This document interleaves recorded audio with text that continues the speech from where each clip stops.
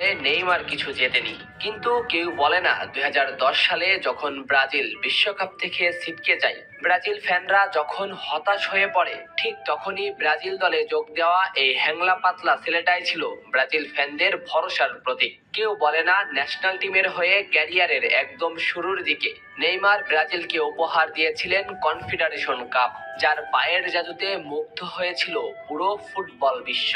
Neymar এমন একজন footballer যার ড্রিবলিং এর সামনে প্রতিপক্ষরা হাত জোর করে ক্ষমা চেয়েছেন। সবাই বলে নেইমার এক হেরে যাওয়া যোদ্ধা, কিন্তু কেউ বলে না 2014 বিশ্বকাপে নেইমার যখন একের পর এক ম্যাজিক দেখিয়ে যাচ্ছিলেন, ঠিক তখনই আসে এক কালোময় রাত। জুনিগার আঘাতে নেইমার যেভাবে মাটিতে ছিটকে পড়েছিলেন, তার সাথে সাথে টিম ব্রাজিলও এভাবে মাটিতে ছিটকে পড়েছিল। সবাই বলে নেইমার অভিনয় করে, কিন্তু কেউ বলে না সেদিন কলম্বিয়ান ডিফেন্ডারের এই আঘাতটা